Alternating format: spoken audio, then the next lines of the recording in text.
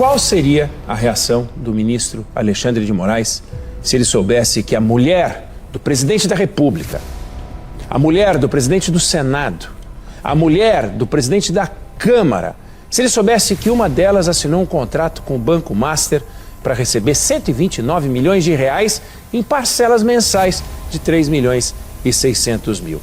E se depois saísse a notícia de que o marido poderoso procurou o presidente do Banco Central meses antes da liquidação do Master? Se esse caso caísse nas mãos dele, será que o ministro mandaria investigar usando o rigor que fez a fama dele, retendo passaporte, eventualmente mandando colocar tornozeleira eletrônica? Ou adotaria o novo comportamento passivo que adotou agora, comportamento que se estende ao Supremo depois que vazou que a mulher do contrato é a dele? Ladrão, corrupto, vigarista, rato, pilantra, canalha. 129 milhões de reais da mulher do ministro do Supremo, Alexandre de Moraes. Só foi a mulher dele que fechou o contratão? Não! Foi o próprio ministro Alexandre de Moraes. O ministro Alexandre de Moraes soltou uma nota, disse que o tema do encontro foi a Lei Magnitsky, mas não falou nada sobre Banco Master. O que o ministro Alexandre de Moraes faria se soubesse que a mulher do presidente do Senado, a mulher do presidente da Câmara, a mulher do presidente Jair Bolsonaro, ex-presidente, a mulher de Tarcísio de Freitas, a mulher de Ronaldo Caiado, a mulher de Ratinho Júnior, se uma delas tivesse fechado um contrato desse tamanho com o Banco Master? Meus amigos, parece que o fim de Xandão chegou. O fim da linha pode ter começado agora para Alexandre de Moraes. Os crimes estão sendo expostos, o que estava escondido está sendo revelado e a casa caiu de vez e o cerco se fechou. Bandeirantes, Globo, CNN, todos jogando os podres de Moraes no ventilador, uma atrás da outra. Quando a grande mídia inteira resolve falar ao mesmo tempo, não é coincidência, é aviso. Você acredita que Alexandre de Moraes está sendo descartado pelo próprio sistema? Você acha que depois da Globo começar a revelar que estava escondido, o fim dele finalmente chegou? Ou você acha que ele ainda vai escapar dessa? Segura aí, porque o que está vindo à tona agora é pesado e muda completamente o jogo. Meus irmãos, antes de continuarmos esse vídeo, por favor, deixe o joinha para ele, para o YouTube não enterrar, compartilhe o mesmo e também se inscreva no canal ativando o sininho das notificações. Meus amigos, o que estamos assistindo não é um ataque isolado, é um movimento coordenado. Durante anos, Xandão foi tratado como intocável, qualquer crítica virava ataque à democracia e qualquer denúncia era abafada, qualquer questionamento era censurado. Vocês não entenderam ainda a realidade da situação. Você só aprende que não pode voar quando pula do penhasco e vê que não tem asa, né? É o que vai acontecer com o povo brasileiro, pô. Vocês não fazem ideia do que está acontecendo mesmo, né? É lamentável, vocês deveriam saber melhor. Vocês fazem ideia do que está acontecendo? É muito claro. O ministro Alexandre de Moraes já desbordou todas as legalidades constitucionais e tem a mídia aplaudindo isso ainda, gente. Vocês não vão acordar, não? Vocês não estão vendo que é o único ministro fazendo um bando de atrocidade jurídica, que qualquer aluno do primeiro período de direito sabe que está errado, e vocês estão aplaudindo ainda? Vocês sabem o que está acontecendo? Vocês sabem o que vai acontecer daqui a 10 anos se houver essa escalada por uma única pessoa na corte? O Estrada, ele é inimigo do Brasil se ele não conseguir cumprir a lei que é positivada. O magistrado, ele tem que cumprir o que o legislador faz aqui. Ele é escravo da lei que nós fazemos através do voto de vocês. E o ministro continua lá, ó, vitalício. Quem indicou esse cara? Por que ele mentiu no currículo para poder passar nessa batinada do Senado e depois desmentiu? Por isso só já deveria ser empichado. Mas agora algo mudou. Quando a Bandeirantes, a Globo, a CNN, o Estadão e a Folha começaram a falar ao mesmo tempo, percebemos que o cerco começou a se fechar para ele. E a narrativa oficial caiu por terra quando a própria Globo entrou ao vivo e desmentiu a versão do ministro.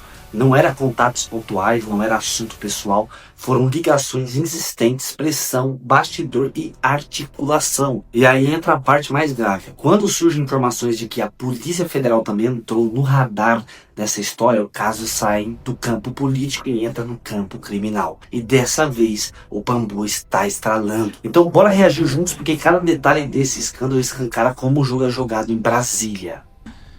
Quando você acha que não tem como piorar essa situação do Alexandre de Moraes, o escândalo da esposa dele, o contrato, as notas, a conversa com o Banco Central, com o Galípolo, quando você acha que não tem como ficar pior, a Folha de São Paulo acaba de publicar uma matéria que tem o potencial de ser muito mais escandalosa do que a suposta interferência do Alexandre de Moraes a favor do Banco Master junto ao Banco Central.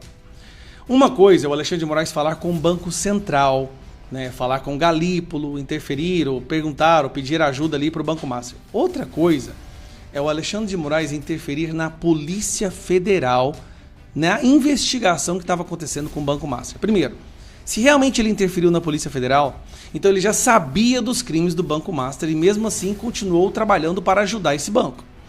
E quem está falando isso não sou eu, é uma pessoa que ao longo dos últimos 6 anos elogiou Alexandre de Moraes em vários momentos diferentes. A Malu Gaspar, na Folha de São Paulo. Rapaz, é muito curioso. No Natal, no nascimento de Jesus, começa a destruição do Alexandre de Moraes. Banqueiros e autoridades dizem que Polícia Federal também sofreu pressão de Moraes. Moraes pressionou a Polícia Federal relativo à investigação dessa corporação no Banco Master.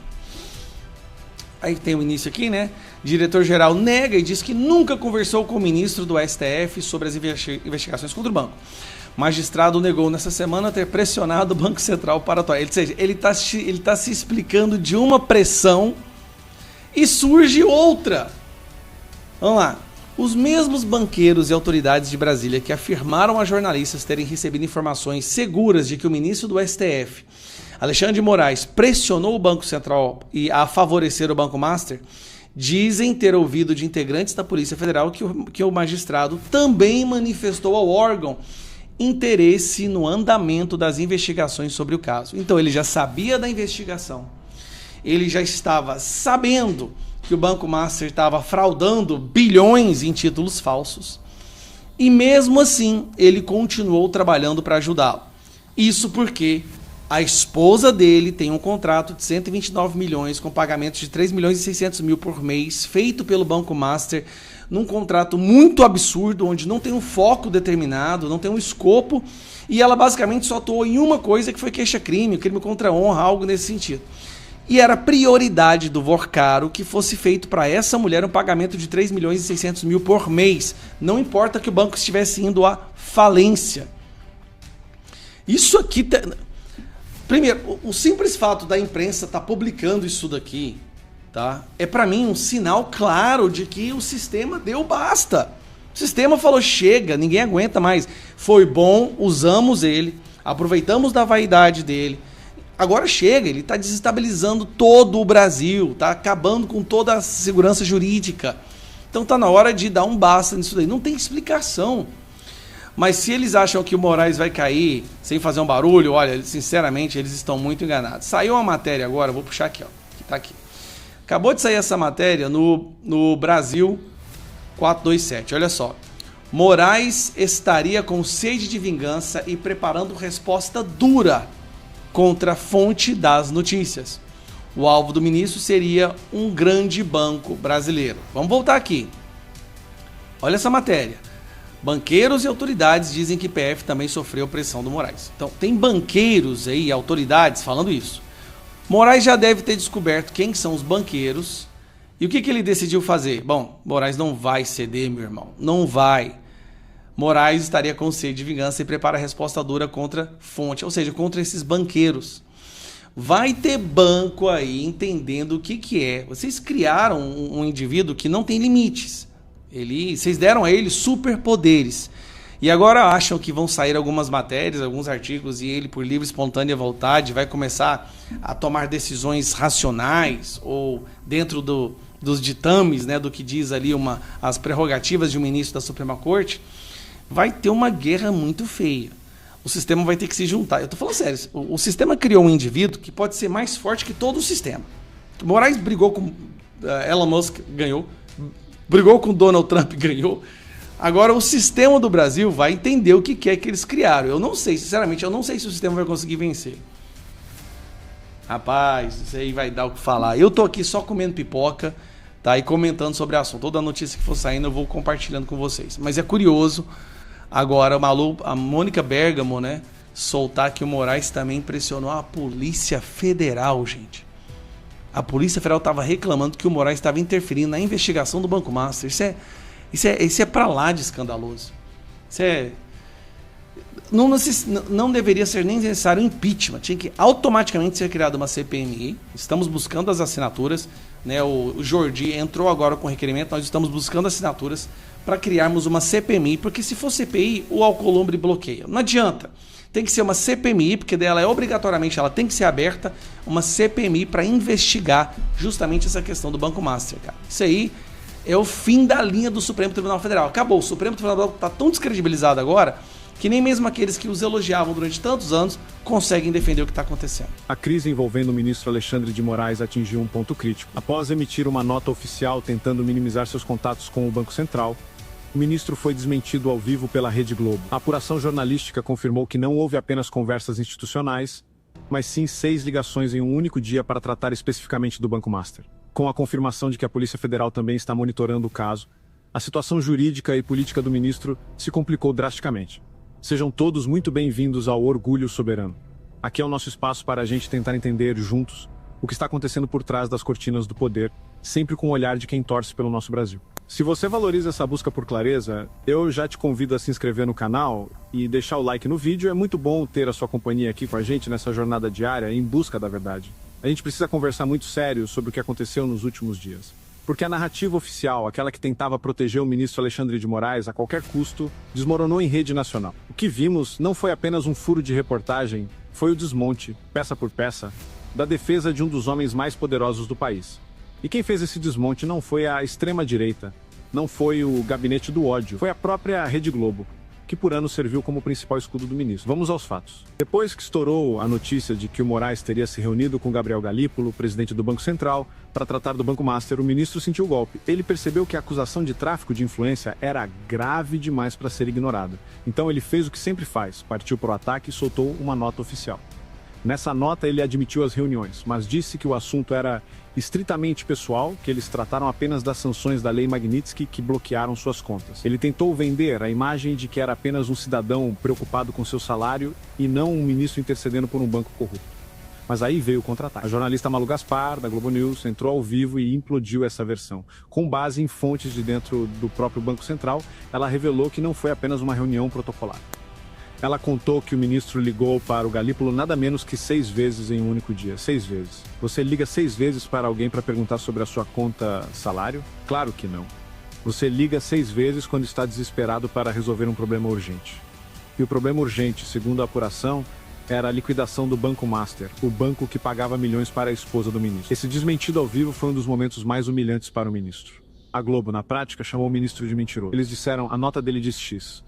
Mas os fatos dizem Y. E para piorar, o Estadão também entrou na briga e confirmou as ligações. A imprensa, que sempre agiu em bloco para proteger ele, agora age em bloco para expor. Isso é o sinal mais claro de que a proteção acabou.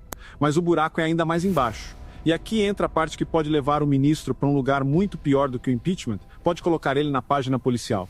A colunista Mônica Bergamo, da Folha de São Paulo, soltou outra bomba: o ministro Moraes não teria pressionado apenas o Banco Central. Ele teria procurado também a direção da Polícia Federal para saber a quantas andava a investigação sobre o Banco Master. Eu quero que você pare e pense na gravidade disso. Um ministro do Supremo, que é relator de inquéritos que envolvem a própria Polícia Federal, ligando para os delegados para perguntar sobre uma investigação que atinge o cliente da sua esposa. Isso é obstrução de justiça. Isso é uso do cargo para interferir em investigação criminal. É o tipo de coisa que dá cadeia. Qual foi a reação da Polícia Federal? O diretor-geral, Andrei Rodrigues, negou oficialmente. Claro que negou. Ele não é louco de admitir em público que foi pressionado. Mas o fato de a notícia ter vazado, de jornalistas terem essa informação, mostra que dentro da PF tem gente insatisfeita. Tem gente querendo que isso venha a público. O vazamento é a arma de quem não concorda com a ordem recebida. E tem um detalhe nessa história da PF que é crucial, a postura do presidente Lula. Segundo a reportagem, o diretor da PF teria levado o caso ao presidente. Ele teria dito, presidente, o ministro está ligando, está querendo saber. E qual foi a resposta do Lula? Faça o que for necessário. Essa frase é enigmática. Mas no Código de Brasília ela pode significar uma coisa muito simples: não proteja. Se o Lula quisesse salvar o Moraes, ele teria dito abafa, segura, resolve. Ao dizer faça o que for necessário, ele lavou as mãos. Ele autorizou a PF a seguir com o trabalho, mesmo que isso custe a cabeça do ministro. Isso confirma a nossa tese de que o governo Lula decidiu rifar o Alexandre de Moraes. Eles perceberam que o custo de manter ele é alto demais. O ministro se tornou um alvo internacional, um alvo da mídia, um alvo da sociedade. Ele virou um ativo tóxico. E, na política, ativos tóxicos são liquidados. A situação do ministro agora é de cerco total. Ele está sendo investigado pela imprensa, que descobre cada ligação, cada contrato. Ele está sendo monitorado pelos Estados Unidos, que mantém as sanções. Ele está sendo observado com desconfiança pelos seus pares no STF, que não querem afundar junto. E agora, ele descobre que a Polícia Federal, o seu braço armado, também não é mais confiável. O xerife do Brasil, o homem que mandava prender e soltar, agora está com medo da polícia. É a ironia suprema.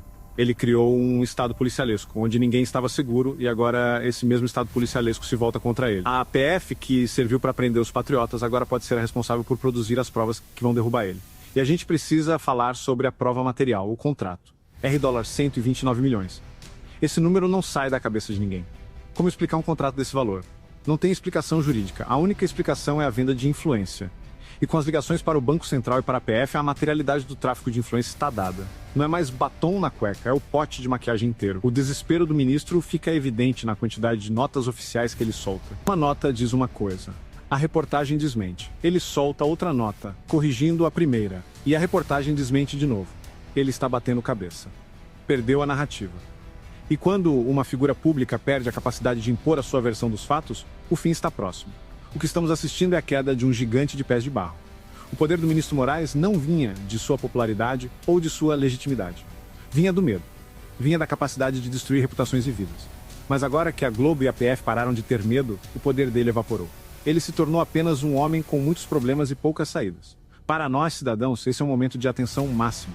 A casa caiu, como a gente disse. Mas os escombros ainda podem machucar muita gente. O ministro, acuado, pode tentar alguma medida desesperada. Pode tentar prender jornalistas, pode tentar censurar a Globo, o que seria o fim da picada, pode tentar alguma manobra no STF. A gente tem que estar vigilante, mas o sentimento geral é de que a justiça, finalmente, está chegando. Não a justiça dos tribunais, que muitas vezes falha, mas a justiça dos fatos. A verdade está vindo à tona com uma força que nenhuma censura consegue segurar. As 6 ligações, o contrato milionário, a pressão na PF, tudo isso forma um quadro de corrupção e abuso de poder que é impossível de ignorar. O Brasil está mudando. A era do eu mando e vocês obedecem acabou.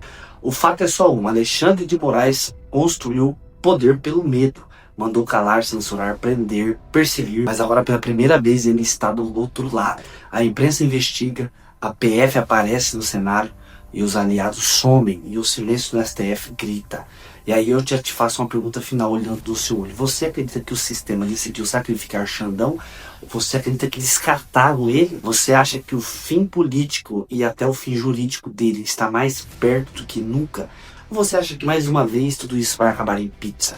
Deixa o teu comentário aqui abaixo desse vídeo. Vamos debater, porque quando o sistema começa a devorar os seus, ninguém está seguro. A casa realmente está caindo. Se inscreva no canal, deixe o joinha, compartilhe esse vídeo. Fique com Deus e até o próximo vídeo, se Deus quiser. Fui!